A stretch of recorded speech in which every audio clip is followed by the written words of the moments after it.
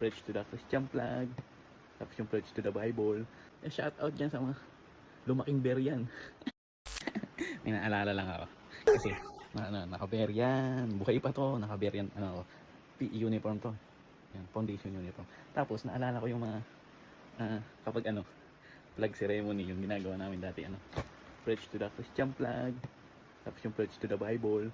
Tapos yung every Monday kasi pag flag ceremony, kinanta namin yung BBA hymn. Yan. BBA, BBA, we're all God's instrument.